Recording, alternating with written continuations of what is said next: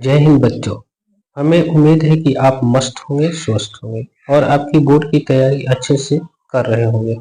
आज हम आपके परीक्षा में चार चांद लगाने के लिए संस्कृत के 25 वैसे प्रश्नों को लेकर आए हैं जो कि हम 2024 की परीक्षा में पूरी तरह से आने की संभावना है। यदि आप इन प्रश्नों को तैयारी कर लेंगे तो संस्कृत के सभी प्रश्नों को हल आसानी से परीक्षा में करके आ जाएंगे। यदि आप प्रश्नों के उत्तर लिखना चाहते हैं तो वीडियो को पॉज करके लिख सकते हैं। हमने उस आसान भाषा में उत्तर को लिख दिया है। चलिए शुरू करते हैं आज की क्लास। आज का पहला प्रश्न है, आत्मा के स्वरूप का वर्णन करें। आत्मा का स्वरूप का वर्णन करें, यह क्वेश्चन 2021 के परीक्षा में आया था और इन साल भी आने की पूरी संभावना है। तो मैंने सभी क्वेश्चन का उत्तर आसान भाषा में लिख दिए हैं। यदि आप चाहते हैं कि क्वेश्चन उत्तर को भी लिख लें तो आप वीडियो को पॉज करके उसका उत्तर लिख लेंगे। परमात्मा ने इस संसार की रचना की, लेकिन इसका आनंद वे अकेले नहीं ले सकते, इसलिए उन्होंने अपने स्वरूप को आत्माओं में बांटा है। अब जो गुण परमात्मा के थे वे ही आत्मा के बन गए हैं। जो बड़ों से भी बड़ा एवं छोटों से भी छोटा होता है, जो इस सत्य को समझ लेता है वह सदा के लिए सुखी हो जाता है। आज का हमारा दूसरा प्रश्न है, नदियां समुद्र में कैसे मिल जाती है। यह भी क्वेश्चन 2021 के परीक्षा में पूछा था, जो इन साल आने की पूरी संभावना है। आज का हमारा अगला प्रश्न है, नदी और विद्वान में क्या समानता पाई जाती है। नदी और विद्वान में क्या समानता पाई जाती है। यह प्रश्न 2024 के परीक्षा में आया था और इन साल भी आने की पूरी संभावना है। आज का हमारा अगला प्रश्न है, आत्मा का स्वरूप कैसा है, वह कहाँ रहती है। यह क्वेश्चन 2020 के परीक्षा में आया था।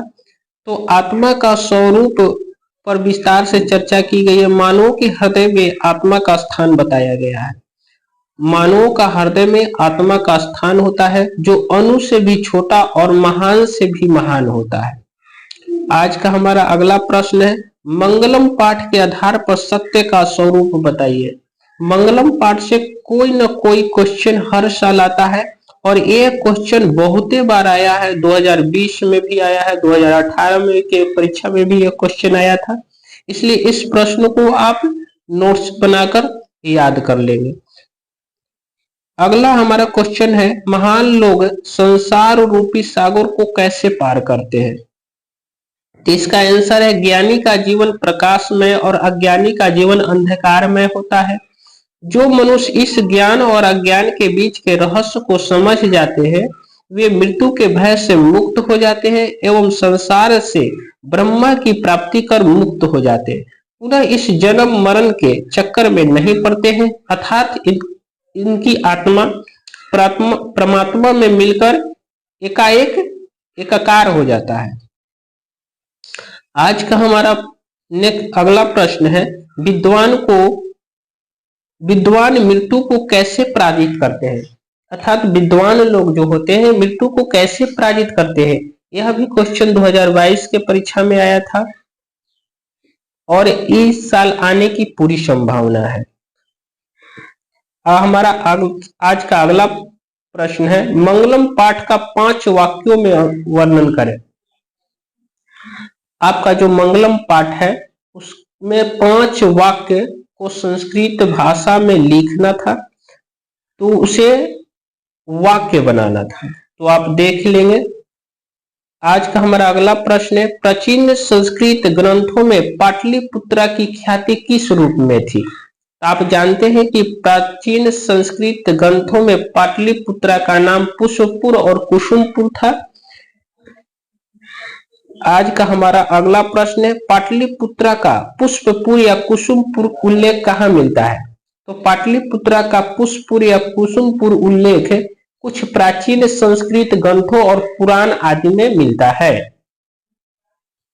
प्राचीन काल से ही पाटलिपुत्रा कैसा नगर के रूप में प्रसिद्ध हुआ था। तो प्राचीन काल से ही पाटलिपुत्रा अत्यंत समृद्ध है, यानी कि अत्यंत धनी मनी नगर के रूप में प्रसिद्ध हुआ था। आज का हमारा अगला प्रश्न है, पटना के प्रमुख दर्शनीय स्थलों का उल्लेख करें।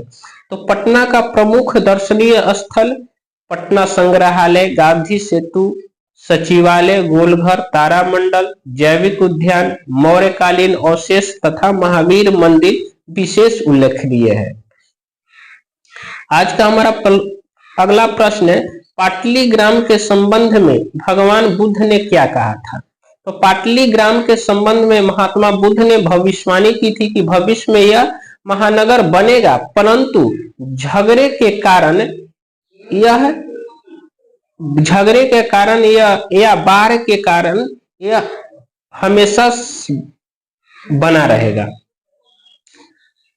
आज का हमारा अगला प्रश्न है, राजशेखर ने पटना का उल्लेख किस रूप में किया है? तो राजशेखर ने अपने ग्रंथ काव्य मीमांसा में पाटलिपुत्र को विद्या की देवी सरस्वती की प्राचीन परंपरा वाले क्षेत्र के रूप में उल्लेख किया है। कौन कौन से विदेशी यात्री पटना आए थे? तो पाटलिपुत्र में आने वाले विदेशी यात्री मेगास्थनीज थे, जो आप लोग हिस्ट्री में भी पढ़े होंगे, एवं चीन के फरहान नामक यात्री का उल्लेख मिलता है जो पटना में आए थे। आज का हमारा अगला प्रश्न है, पाटलिपुत्रम वैभवम पाठ का वर्णन 4 से 5 वाक्यों में कीजिए। एक ऐसा क्वेश्चन जरूर रहता है जो उस पाठ का वर्णन करना होता है। तो ये इन साल एग्जाम परीक्षा के लिए बहुत ही वीवीआई क्वेश्चन है, आप लोग इसे नोट्स तैयार कर लीजिएगा।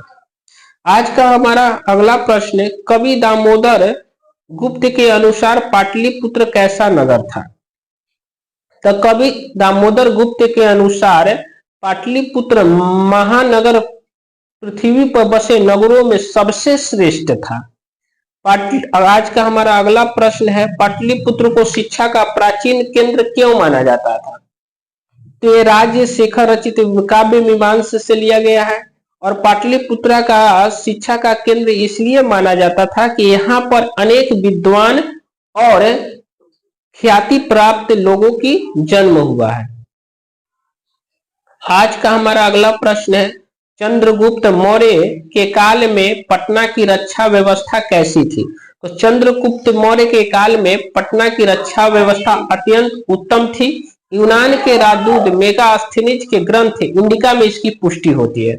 आज का हमारा अगला प्रश्न है, पाटलिपुत्र के प्राचीन महोत्सव का वर्णन करें। तो पाटलिपुत्र से मुख्य यहाँ पाटलिपुत्र के प्राचीन महोत्सव का वर्णन करना हो तो आप इस प्रश्न को नोट्स बनाकर आसानी से कर सकते हैं।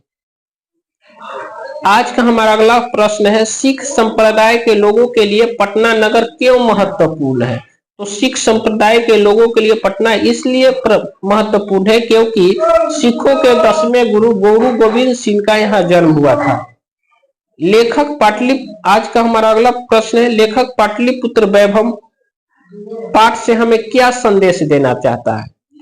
तो लेखक पाटलिपुत्र पाठ से हमें यह संदेश देना चाहता था कि यहाँ शिक्षा का बहुत बड़ा केंद्र था पाटलिपुत्र, जहां लोग विदेशों से पढ़ने आते थे। आज का हमारा अगला प्रश्न है, प्राचीन पाटलिपुत्र में शिक्षा के संबंध में लेखक का क्या विचार था? तो आप इसका क्वेश्चन देख सकते हैं। नेक्स्ट अगला प्रश्न है, लेखक के विचार में प्राचीन काल से आज तक पाटलिपुत्र किस प्रकार का नगर रहा था?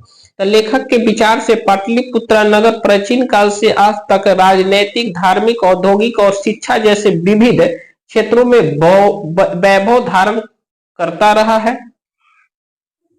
आज का हमारा अगला प्रश्न है, चारों आलसियों का संवाद अपने शब्दों में लिखें। आपके पाठ्य पुस्तक से जो कहानी था उससे लिया गया है, तो आप इसे आसानी से लिख लेंगे। आज का अगला प्रश्न है, आलस्य कथा में आग क्यों लगाई गई? तो आलस कथा में आग लगाने का मुख्य रीजन था कि जो आलसियों में वैसे व्यक्ति भी घुस आए थे जो आलसी नहीं थे, वास्तव में आलसी नहीं थे। नेक्स्ट अगला प्रश्न है, आलस कथा के कर्मियों ने आलसियों की परीक्षा क्यों ली? तो आलसियों की परीक्षा इसलिए लिया गया था ताकि असली आलसियों को पहचाना जा सके। आज का हमारा अगला प्रश्न है, आलस कथा पाठ में किसका वर्णन है?